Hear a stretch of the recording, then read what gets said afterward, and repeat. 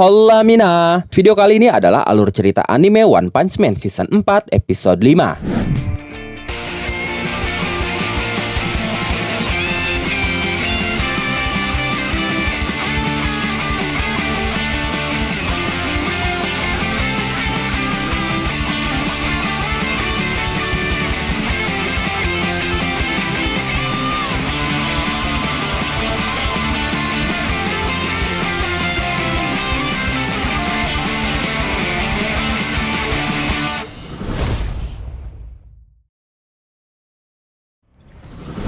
Mereka pun akhirnya berhasil masuk dengan selamat. Lalu Sekingar melempar ponselnya kepada Genos sambil berkata, "Hey Demon Cyborg, Shichi mau bicara denganmu." Genos menangkap ponsel itu lalu berkata, "Ada apa?"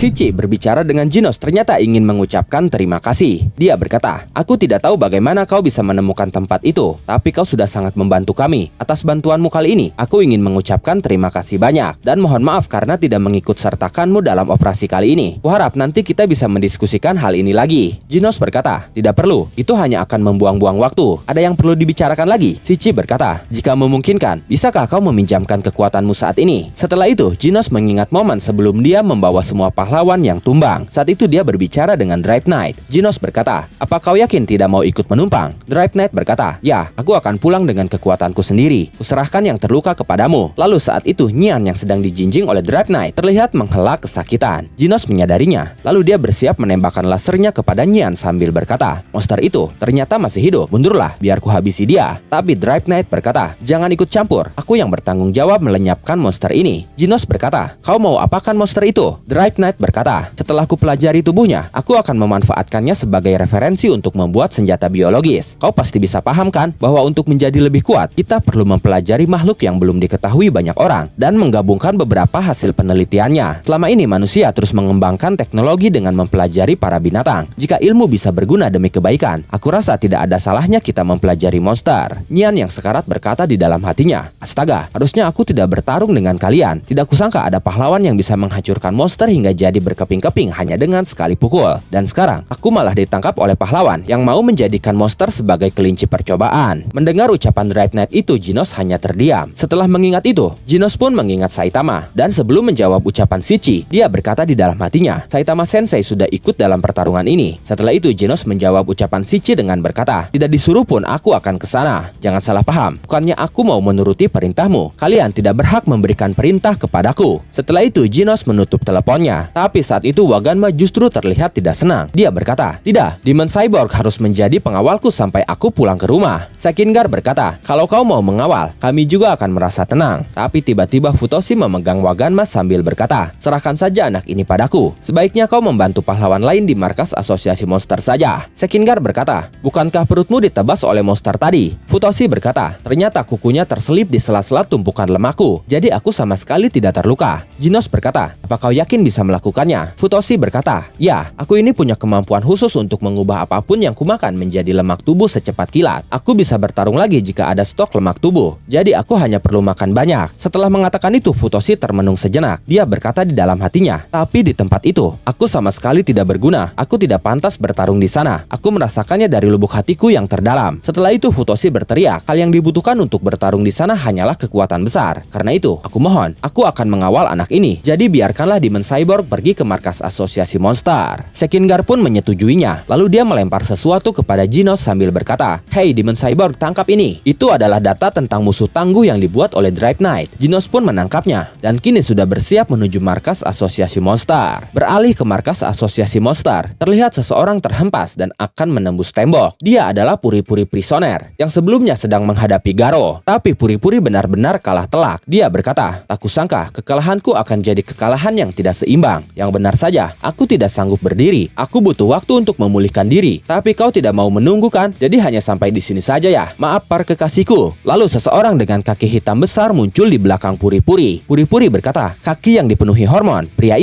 yang datang itu ternyata adalah Darkseid." Darkseid berkata, "Kelihatannya otot-ototmu terluka parah. Siapa yang melakukan ini padamu, Puri-Puri Prisoner?" Puri-Puri menjawab, "Garo muncul. Betul, aku kalah padahal aku sudah bertambah kuat. Darkseid berkata, pemburu pahlawan ya. Lalu jauh di hadapan Darkseid di ujung lubang yang bertembok, ada Garo yang sedang berdiri menatap ke arahnya. Puri-Puri berkata, dia jauh lebih kuat dari yang kita duga. Jangan meremehkan bocah ini, Darky. Pahlawan kelas S bahkan kesulitan kalau menghadapinya 1 lawan 1. Melawannya secara langsung akan sangat berbahaya, bahkan bagi orang dengan kekuatan yang luar biasa sepertimu, Darky. Mendengar ini dari pahlawan kelas S terlemah memang tidak meyakinkan. Tapi bagaimanapun, kau harus tahu bahwa ini adalah musuh yang bahkan tidak bisa disentuh oleh Puri-Puri Prisoner. Darkseid berkata, aku mengerti. Aku akan mewakilimu untuk menghancurkan Garo. Tenang saja, dia pun tidak akan bisa menyentuhku. Puri-Puri tersenyum sambil berkata, Darky, jangan menatapku seperti itu. Ototku nanti bisa jadi menyusut. Darkseid berkata, baiklah, adakah lawan yang bisa membuatku super alloy? Darkseid mengerahkan seluruh kekuatanku. Darkseid pun kini sudah ada di hadapan Garo dan bersiap bertarung melawannya. Beralih ke Child Emperor yang baru saja masuk lagi ke markas asosiasi monster. Dia memeriksa alat komunikasinya, berharap ada pesan di sana. Tapi ternyata tidak ada pesan apapun. Tidak ada jawaban juga dari Atomic Samurai. Child Emperor berkata, anak lain yang Atomic Samurai katakan mungkin masih butuh perlindungan. Aku harus memeriksanya. Kekuatan pasukan asosiasi monster pasti sudah berkurang juga. Tapi aku pun sudah kehilangan senjata pamungkasku. Sebaiknya aku berkumpul dengan yang lain. Tapi saat berjalan, Child Emperor menemukan Iayan, Okamaitachi, dan Bushidrill tergeletak tak berdaya di bawah. Child Emperor langsung turun ke sana. Dia berkata, mustahil. 3 ahli pedang di kelas A sudah tumbang. Nadinya memang masih berdetak, tapi luka ini sangat fatal. Setelah itu Iayan sadar. Dia berkata, Child Emperor, apa kau sendirian? Ini sangat berbahaya. Cepat pergi dari sini. Dia masih ada di sekitar sini. Setelah mengatakan itu, tiba-tiba ada tembakan ke arah Child Emperor. Beruntung Child Emperor masih bisa menghindarinya. Iayan berkata, awas, dia masih di sini. Cepat lari. Itu adalah eksekutif. Cepat lari. Child Emperor terkejut melihatnya. Dia berkata di dalam hatinya, apakah makhluk ini yang mengalahkan ketiga ahli pedang kelas A? Jadi seperti ini monster level naga. Aku merasa ini jauh lebih mudah dibandingkan saat melawan Phoenix Man. Lalu Child Emperor sudah bersiap dengan senjata di punggungnya. Sementara musuhnya sudah bersiap melepaskan tembakan lagi. Tapi tembakan yang dilepaskan masih bisa dihindari oleh Child Emperor. Hanya saja, tiba-tiba ikan-ikan berdatangan dan mulai menggigit senjata Child Emperor. Child Emperor langsung menebas ikan-ikan itu sambil berkata, dia bisa mengendalikan ikan? Tidak, ini hanya simbiosis antara para ikan dan tubuh air yang aneh itu. Lalu Child Emperor melihat bilah pedang yang patah. Dia berkata, ada bekas melengkung pada pedang baja yang terpotong itu. Dilihat dari halusnya potongan itu, serangannya mungkin mirip seperti pemotong jet air yang digunakan untuk pekerjaan pembongkaran. Menyentuhnya saja akan sangat berbahaya. Serangan itu benar-benar harus dihindari. Tidak diragukan lagi. Dalam pertarungan normal, ini adalah monster yang sangat berbahaya. Tapi aku senang bisa sampai di sini tepat waktu, karena aku punya cara untuk menghadapinya. Setelah itu, Child Emperor mengubah senjata-senjatanya menjadi robot boneka salju, dan dia langsung melepaskan tembakan nafas beku kilat yang berhasil membuat monster air itu membeku. Child Emperor berkata, sudah kuduga, dia tidak bisa mengatur suhu tubuhnya. Aku tidak mengharapkan musuh seperti ini, tapi setidaknya aku masih bisa memanfaatkan senjata yang kukeluarkan dengan baik. Dan momen itu mengakhiri cerita One Punch Man Season 4 Episode 5.